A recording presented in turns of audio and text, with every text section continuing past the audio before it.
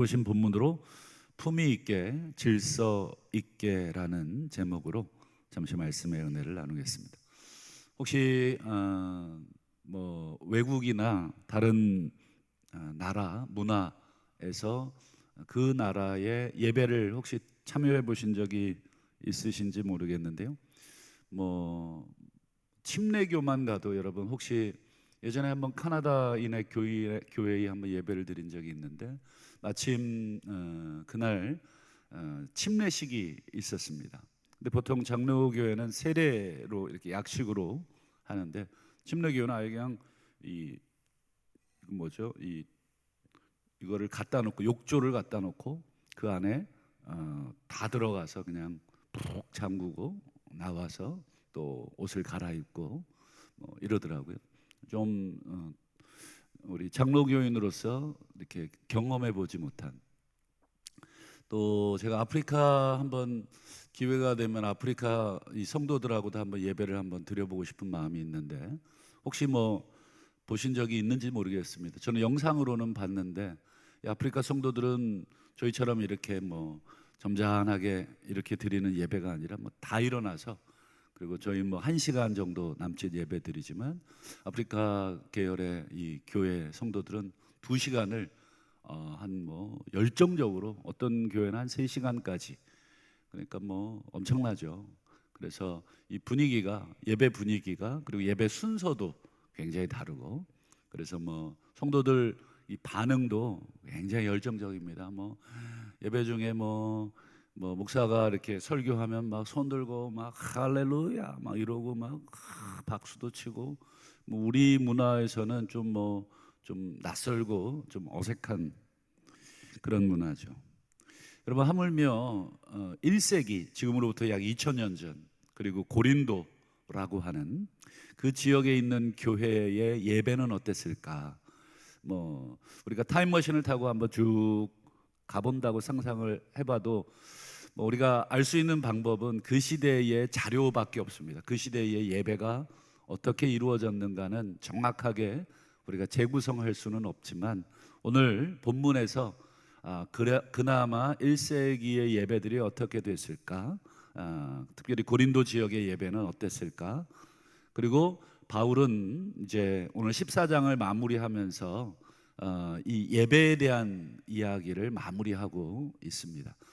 이 고린도 교회 이제 은사도 많고 또 여러 가지 굉장히 똑똑한 사람도 많고 또 여러 가지 능력도 많은 그런 교회였는데, 그들의 예배가 굉장히 좀 무질서한 면이 있었습니다. 사도 바울이 그 부분에 대해서 오늘 책망도 하고 그리고 바르게 가르쳐도 주고 있습니다. 그래서 오늘 고린도 교회 예배 현장을 우리가 오늘 본문을 통해서 말씀을 좀 더 보겠고, 그리고 14장을 이제 마무리하면서 14장 전체가 여러분 은사에 대한 이야기를 하는 것으로 우리가 이제 알고 있잖아요. 그러나 그 은사가 사용되는 그 배경이 있습니다. 그것은 교회 모임에서, 그리고 예배에서, 지금 14장 전체는 지금 공예배를 배경으로 지금 가르침을 주고 있다는 것을 먼저 염두에 두셔야 됩니다. 그걸 어떻게 알 수 있느냐면 곳곳에 사도 바울이 그 힌트를 집어넣어 놨어요. 한번 세 곳만 보겠는데, 먼저 14장 19절 23절을 먼저 볼게요. 그러나 교회에서 너희가 남을 가르치게 깨달은 마음으로 5마디 말, 이거 예언의 말이죠. 예언이라는 거는 우리 계속 새벽에 나눴지만 어떤 미래의 일을 맞추는 너 내년에 장가가, 이런 건 점쟁이들이 하는 그런 것이고, 성경에서 말하는 예언이라는 것은 하나님의 말씀을 풀어서 가르쳐 주는 것을 1차적으로 예언이라고 하잖아요. 그러니까 교회 안에서, 예배 안에서 예언이 1만 마디의 방언보다 훨씬 더 중요하고 낫다. 지금 공예배 가운데 지금 예언도 있고 방언도 있는 것이죠. 23절 볼까요? 그러므로 온 교회가 함께 모여니까 여러분 공적인 예배의 현장입니다. 지금 마치 우리가 주일 예배, 3일밤 예배, 또는 기도 모임 등등 교회가 정한 이 공적인 예배 현장에서 다 방언으로 말하면, 이 고린도 교회 이 방언의 은사를 많이 받았으니까 뭐 와가지고는 뭐 다 이쪽에도 뭐 랄랄라, 저쪽에는 쎄쎄쎄, 막 온통 막 그냥 막 정신이 없는 것입니다. 그래서 처음 교회 온 사람이 여기는 뭐지? 이 미친 사람들 집단이구나. 사도 바울이 실제로 그렇게 표현합니다. 이 미쳤구나 이 사람들. 이러고 이제 교회를 떠난다는 거잖아요. 특별히 오늘 26절에 보면 1세기 고린도 교회 예배에 어떤 내용이 들어있는지를 조금 더 자세하게 설명합니다. 한번 보실까요? 너희가 모일 때, 예배 모임입니다. 너희가 예배하러 모일 때 뭐가 있습니까? 총 5가지를 얘기해요. 첫 번째 찬송, 두 번째 가르치는 말씀, 세 번째 계시, 방언, 통역. 물론 더 있을 겁니다. 그러나 사도 바울이 대표적으로 이 5개를 설명을 합니다. 근데 오늘날 예배 순서와 비교해 봤을 때 오늘날의 예배 순서에도 있는 게 있고 또 없는 게 있습니다. 우리 거와 좀 다르죠. 우리도 예배 중에 찬송이 있죠. 그리고 말씀 있죠. 근데 없는 거가 있어요. 계시, 방언, 통역, 방언을 통변하는 거, 이런 거는 우리 오늘날 예배 가운데는 없죠. 오늘 1세기 예배는 어쨌든 21세기의 오늘 예배와는 다르지만 내용도 다르고 분위기도 다르지만 중요한 원칙은 똑같습니다. 오늘날이나 1세기나 뭐 아프리카나 유럽이나 아시아나 중요한 원칙, 우리가 예배를 드리는 목적은 똑같습니다. 그게 26절 끝에 보실까요? 모든 것을 덕을 세우기 위하여 하라. 앞에 너희가 모일 때 찬송시도 있고 계시의 말씀도 있고 뭐 방언도 있고 통변도 있고 뭐 여러 가지 가르치는 말씀도 있고 등등 뭐 많은 순서들이 예배 가운데 있는데 이 모든 것은 전부 다 세우기 위하여. 늘 강조하지만 이 성경에서 이 덕이라는 말을 저는 좀 뭐 번역이 잘 됐다고도 볼 수 있고 아쉽다고도 할 수 있는데 원문은 이렇습니다. 집을 세우다 이런 뜻입니다. 오이코도메라고 하는 집을 세우다. 여러분 오이코스라고 하는 걸 말 들어보셨는지 모르겠는데 그게 바로 집이잖아요. 그러니까 오이코도메라고 하는 말, 집을 세운다. 이 모든 것은 집을 세우는 행위라는 거예요. 예배, 우리가 뭐 봉사, 선교, 뭐 구제, 교육, 우리 교회가 하는 모든 것들은 전부 다 우리 하나님의 집을 세우는 것. 건물로서의 집도 있겠지만 1차적으로는 우리 성도들 한 사람 한 사람을 세우는 것입니다. 우리 부모로서 자녀들을 뭐 가르치잖아요. 학교도 보내시고 뭐 과외도 시켜주시고 또 여러 가지 뭐 특별한 이 뭐 여러분 뭐 음악도 가르치시고 운동도 가르치시고 전인적으로 아이들을 가르치는 것은 이유가 있죠. 아이를 건강한 사회인으로 또는 어른으로 세워주시기 위해서. 그가 나중에 성인이 됐을 때 혼자의 힘으로 경제활동도 하고 사회활동도 하고 여러 가지 문제를 해결할 수 있도록 우리 부모로서 계속 그런 일들을 반복적으로 시켜줘서 아이가 능히 감당할 수 있도록. 여러분 그런 의미에서 성도가 세워지려면, 성도가 온전해지려면 가장 첫 번째로는 예배가 세워져야 한다. 이 예배를 드리지 않는 사람은 여러분 절대 일꾼 세워서는 안 됩니다. 그리고 일꾼은 반드시 예배를 드리셔야 합니다. 이게 대단히 교만한 일꾼들이 많아요. 뭐 나는 뭐 예배 뭐 지금까지 드린 예배만 해도야 엄청나. 여러분은 예배를 경시하는 것입니다. 예배 하나하나는 우리의 삶을 세우고 우리의 집을 세우고 무엇보다도 하나님의 영광을 드러내는. 사도 바울도 이 모든 것은, 예배 안에 이루어지는 모든 것은 세우기 위해서 그렇게 하는 것이다. 예배는 여러분 집을 짓는 것과 같아요. 그래서 여러분 집 짓는 거 저 굉장히 좋아해서 가끔 뭐 EBS에서 나오는 뭐 집이라는 프로그램이 있어요. 그래서 건축가들이 나와서 집들을 소개하는. 그래서 집을 이렇게 짓는구나, 또 집이 이렇게 지어질 수 있구나, 이게 이렇게 설계를 하고 이렇게 기획을 하는구나, 제가 관심 있게 좀 보는 프로그램인데, 여러분 예배가 집 짓는 것과 같으면 여러분 집을 그냥 막 짓지 않잖아요. 리모델링 하는 집도 보고 신축하는 집도 봤는데 두 경우가 집 짓는 게 좀 다르고 공사하는 게 좀 다르더라고요.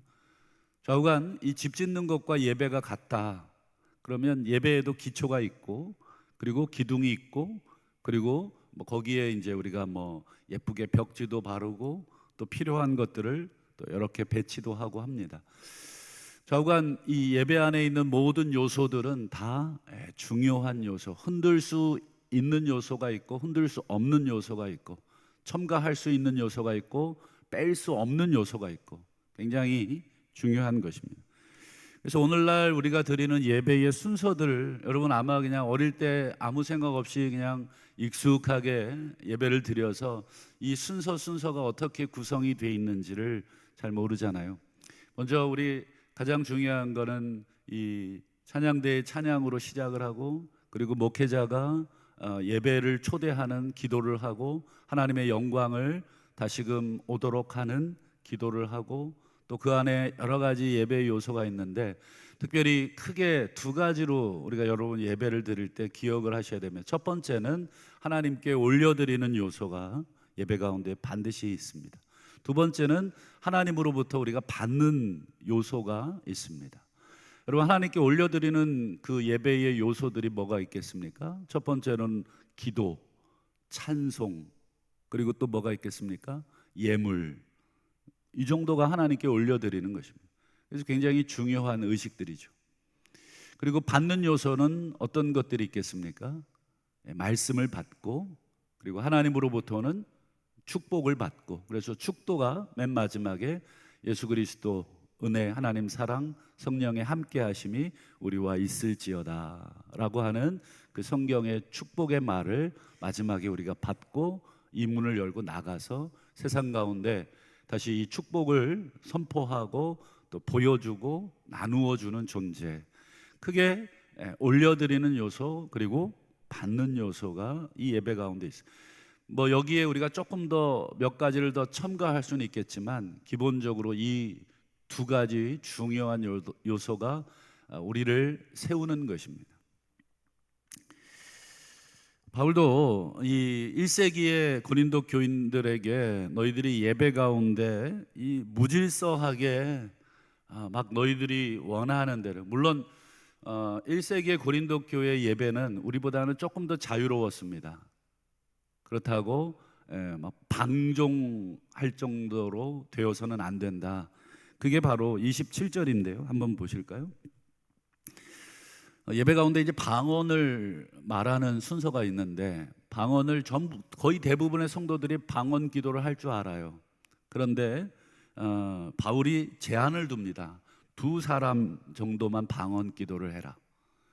다 방언 기도를 할 수 있지만 이번 주는 장로님 하시고 권사님 하시고, 다음 주는 누구 하시고, 많아야 3사람만 기도해라. 우리 대표 기도 하듯이, 우리 대표 기도 한 분만 하시잖아요. 그런데 여기서는 2명 정도, 근데 방언으로. 근데 중요한 또 원칙이 있어요. 차례를 따라서 이 사람이 방언 기도하면 그 다음 끝나고 이 사람이 하고, 또 하나 또 중요한 게 있죠. 뭐죠? 맨 뒤에 보면 한 사람은 통변을 해줘야 돼요. 2명이 방언 기도하면 이 사람은 방언하고 이 사람은 앞선 방언을 통변해 줘야 되고, 반대로 이 사람이 방언하면 또 이 사람은 통변을 해줘야 됩니다. 만약에 이 방언 통변할 사람이 없습니다. 그러면 어떻게 하면 되겠습니까? 그냥 방언 기도만 하고 내려오면 되겠나요? 그게 아니라 28절을 보실까요? 통역하는 자가 없으면 방언하는 사람들은 교회에서 잠잠해라. 방언 기도 하지 말라는 것입니다. 이건 공예배를 말하는 것입니다. 여러분 개인 기도에는 방언 기도 마음껏 하십시오. 뭐 얼마든지 하나님의 영과 함께. 근데 여러분 공예배 때 제가 여러분 지금 방언으로 설교를 한다고 하면 여러분들 가운데 알아들을 사람이 아무도 없습니다. 그렇지 않겠습니까? 그런 면에서 여러분 통변은 공적인 예배 시간에 반드시 있어야 합니다.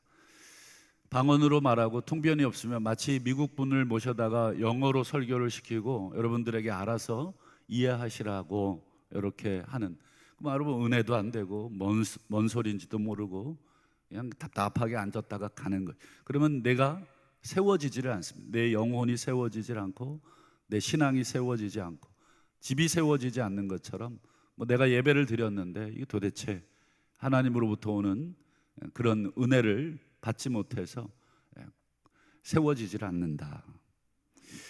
그리고 예배 중에 예언하는 시간이 있습니다. 예언하는 시간이 있는데 한번 29절을 한번 볼까요? 예언하는 자도 둘이나 셋이나 말을 하고, 많아야 2명, 3명 정도만 순서에 집어넣어라. 너나 할 것 없이 막 갑자기 예언하고 있는데 손 번쩍 들고 또는 손도 안 들고 저쪽에서 또 벌떡 일어나고 이쪽 말이 끝나기도 전에 또 저쪽에서 또 벌떡 일어나서 막 얘기하고, 이게 정신이 없다.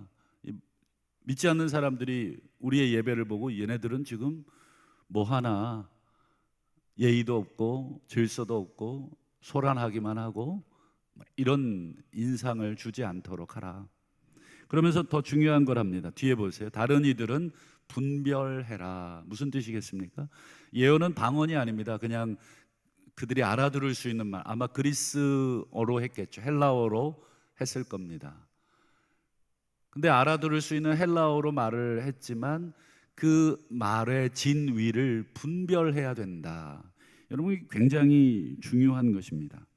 여러분, 왜 분별해야 되느냐? 과연 예언의 말씀이 과연 성경적이냐 하나님으로부터 온 것이냐를 듣는 사람들이 분별하라는 거예요. 그냥 하나님으로부터 예언을 받았구나, 저 장로님이 그래 저렇게 말씀하셨다고 하나님이, 그냥 무분별하게 듣지 말라는 것입니다. 과연 하나님이 저렇게 말씀하신 것이 맞는가? 그래서 여러분, 은사 중에 무슨 은사가 있냐면 영분별의 은사가 있는 것입니다. 과연 하나님의 영으로 받은 말씀인지를 분별하는. 구약시대에도 여러분 거짓 선지자들이 하나님의 이름을 훔쳐서, 하나님의 이름을 훔쳤다고 표현을 했잖아요. 여호와께서 말씀하셨습니다, 이렇게 하나님의 이름을 훔쳐다가 전혀 하나님이 말씀하지 않았는데 예언을 막 하죠. 예레미야 시대의 예레미야가 그것 때문에 굉장히 고생을 많이 했습니다. 예레미야가 계속해서 하나님의 이 뭐라 그럴까요? 이 저주, 이제 너희들 다 포로로 잡혀갈 것이다. 예레미야가 하나님의 이름으로 예언하니까 다른 거짓 선지자들이 일어나서 이 예레미야를 때리라 그러고 저 입을 막으라 그러고, 하나님이 나에게 말씀하셨는데 그런 일은 없다. 거짓 선지자들이 예레미야의 예언과 정반대되는 예언을 막 회중들에게, 백성들에게 선포를 하는 거예요. 이 백성들은 헷갈리겠죠. 이 도대체 누구 예언이 맞는 거야? 예레미야는 잡혀서 포로로 끌려간다 그러고 또 이 선지자는 아니라 그러고, 이게 헷갈립니다. 사도 바울도 이 예배 가운데 내가 하나님으로부터 계시의 말씀을 받았다고 막 이야기하는 사람이 있는데 좋다 이거예요. 말하라 이겁니다. 그런데 분별해라. 우리도 가끔 간증 예배 같은 거 보시나요? 여러분, 간증 잘 구별해 들으셔야 됩니다. 그 사람이 하는 거, 제가 주일날도 8분마다 사람들 거짓말한다 그랬잖아요. 나도 모르게 나는 거짓말하지 않아 라고 생각하는 사람조차도 여러분 거기에다가 사실이 아닌 것을 덧붙여서 말하기도 하고 사실을 빼기도 하고 사실을 뒤틀기도 하는 것이 인간의 이 타고난 죄악의 본성입니다. 간증이 은혜롭고 필요하고 좋지만 여러분, 그 안에 들어있는 모든 것들이 전부 다 사실은 아니라는 것을 늘 분별하면서 들으셔야 됩니다. 사도 바울도 지금 그 얘기를 하는 것입니다. 예배 가운데 이 계시를 받았다고 하는 자들의 계시의 시간들이 있는데 분별해라. 고린도 교회에 여러분 거짓 선지자들이 많았어요. 그래서 바울 계속 비난하죠. 바울 가르침을 비난하죠. 바울이 그거 변명하다가 편지를 많이 쓴 것입니다. 특별히 여러분 요즘같이 이 정보의 홍수 시대에 여러분 어떤 정보가 맞습니까? 저희 같은 뭐 비의료인들, 의사가 아닌 사람들은 이 의학 정보, 저 의학 정보 막 무분별하게 뭐 많은 사람들이 요즘 개인 방송을 통해서 자기가 알고 있는 것을 막 설명하잖아요. 그럼 저희 같은 사람들은 그렇구나 하고 또 거기에 그냥 또 따라갈 때가 있어요. 근데 여러분 의사들은 어떻겠습니까? 저거는 좀 위험할 수 있는 발언이다. 저것은 하나만 아는 발언이다. 의학 지식이 있는 사람들은 그 사람들의 이야기를 분별하겠죠. 여러분 우리가 인터넷에 떠도는 많은 어떤 성경 이야기들 때로는 그게 뭐 신천지인지 그것이 이단의 가르침인지 여러분 우리 분별하지 않고 그냥 막 자료처럼 취해가지고 막 얘기하죠. 야 내가 어디서 보니까 뭐 이렇대. 여러분 정말 그런지 여러분 확실하십니까? 여러분 그렇지 않습니다. 많은 부분들이 상당히 오류가 많고 목회자인 제가 봤을 때 또 짧은 지식인 제가 봤을 때 이건 너무 다르게 설명하는 게 많다. 성경 전체를 알지 못하고 설명하는 부분이 있다. 물론 저 역시도 성경 전체를 다 알 수 없는 한계가 있지만 어쨌든 여러분 최대한 우리가 분별을 해야 되는데 그래서 사도 바울이 지난 20절에 이렇게 얘기한 것입니다. 형제들아 지혜는 아이가 되지 마십시오. 여기서 지혜라고 하는 것을 여러분 정확하게 번역을 하면 세 번역이 더 정확한 번역입니다. 생각하는 데에는 영적으로 미숙한 사람이 되지 마십시오. 끊임없이 생각을 하셔야 됩니다. 끊임없이 신앙생활이라는 것은 하나님의 기쁘신 뜻이 무엇인지, 선하시고 온전하신 뜻이 무엇인지, 지금 이 상황에서는 무엇인지, 지금 우리 교회에서는 무엇이 하나님의 선하신 뜻인지 끊임없이 사고하고 생각하는데 이 영적으로 미숙한 이 성도들은 이 생각을 귀찮아합니다. 몰라. 그냥 여러분 수학을 풀고 여러분 과거 학생 때 공부를 잘하는 사람들의 특징은 무엇입니까? 꾸준히 생각을 했다는 것이고 남들은 몰라 그러고 찍었을 때 그 친구는 고민하고 생각하고 그 문제를 풀려고 해서 답이 맞든 틀리든 여러분 생각하는 훈련을 잘 해낸 사람. 여러분 우리 어른이 돼서도 똑같습니다. 성경을 읽고 이게 도대체 무슨 뜻인지 몰라 그러고 덮는 성도가 있고 이게 뭐지라고 생각하고 계속 공부하고 성경에 나오는 여러분 지명, 인명 여러분 한 번이라도 사전 찾아보거나 한 번이라도 지도를 찾아보셨습니까? 여러분 우리 학교 다닐 때 사회, 역사 시험 볼 때 지도 시험 굉장히 중요하고 지명, 인명 굉장히 중요했잖아요. 여러분 얼마나 많이 달달달 외웠습니까? 임진왜란 1492년 조선의 건국 태조 이성계 여러분 조선의 그 임금의 순서도 태정태세문다시 얼마나 많이 외웠습니까? 근데 여러분 성경은 우리 지명 나오면 지도도 안 찾습니다. 이게 도대체 어디 있는지도 궁금해하지 않아요. 인명이 나오는데 이 사람이 누구야 하고 덮어버리죠. 여러분 생각을 하지 않는 것입니다. 여러분 생각하는데 사고하는데 여러분 어린아이처럼 굴지 말라. 여러분 힘들어도 계속해서 그 훈련을 쌓아야 다른 사람들이 계시라고 얘기하는 이야기들이 옳은 것인지 그게 틀린 것인지 자기 마음대로 얘기하는 것인지 여러분 온전하진 않지만 그래도 여러분 여기 의사분이 계시다면 제가 건강 정보를 합시고 떠들면 여러분 그 의사가 여러분 정식으로 어려운 공부를 다 마친 의사고 그리고 전공의가 돼서도 오랫동안 환자들을 상대하면서 쌓아 올린 노하우들을 통해서 내 말이 옳은지 그른지 대번 판단을 하겠죠. 여러분 우리 성도들도 그렇습니다. 그래서 이단들이 뭔 얘기를 해도 우리 성도들이 분별을 해내지 못하니까 그런가 보다 하고 다 이단으로 가는 것이죠. 그래서 여러분, 예언의 말씀, 어떤 계시의 말씀을 분별하는 중요한 기준이 있습니다. 그게 무엇입니까? 교회를 세우는 것이냐, 이게 굉장히 중요한 것입니다. 이 사람의 말이 교회를 세우고 있는 것이냐, 아니면 자기를 드러내고 자기의 사욕을 추구하려고 하는 말이냐, 자기 사람을 만들고 자기 팔을 만들고 자기의 의견에 동조하는 사람 만들려고 막 성경을 들이대고 사람들을 설득하는 그런 말들은 여러분, 교회를 세우는 게 아니라 교회를 분열시키는 그런 것이다. 여러분, 누군가와 대화해 보시면 대번합니다. 아, 이 사람은 정말 교회를 세우기 위해서 애를 쓰는 사람이구나, 아니면 이 사람은 교회를 쪼개려고 하는 사람이구나, 교회를 분열시키려고 하는 사람이구나. 여러분, 정직하게 한번 나 자신을 되돌아보시고 또 다른 사람을 한번 평가해 보시면 좋겠습니다. 결론입니다. 우리 14장 33절 40절, 하나님은 무질서의 하나님이 아니다, 화평의 하나님이다. 모든 것을 품위 있게 질서 있게 하라. 이 공예배 때의 모습들입니다.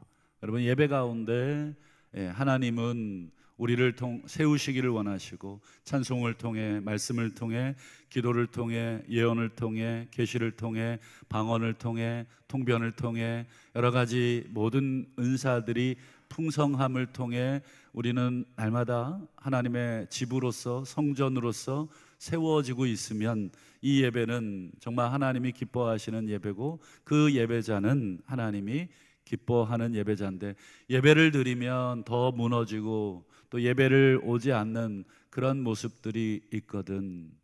여러분, 나는 내 예배는 어떤가, 나의 공예배는 어떤가 한번 되돌아보셔야 될 것 같습니다. 바라기는 우리 바울에게나 우리에게나 제일 중요한 건 교회요, 그리고 예배입니다. 우리가 교회로서 세상의 손가락질을 받지 않도록 모든 면에서 본이 되어야 되겠고, 특별히 이 교회의 공적인 예배는 세상 사람들 앞에 대단히 중요한 것입니다. 그래서 예배의 질서와 예배의 품위를 여러분 무너뜨리는 죄는 용서받지 못할 죄입니다. 그래서 우리 교단 헌법에도 예배 방해죄는 출교에 해당되는 죄로 규정을 하고 있습니다. 예배를 방해하는 자는 출교시켜라 라고 여러분 징계를 하도록 되어 있습니다. 그런 면에서 오늘 우리의 예배를 되돌아보시고, 과거의 우리의 예배를 되돌아보시고, 미래의 또 우리의 예배를 되돌아보면서 우리가 하나님 앞에 질서 있고 품위 있는 예배자로서 세워져 갈 수 있도록 힘쓰시는 저와 우리 성도님들 다 되시기를 주의 이름으로 축원합니다. 기도하겠습니다.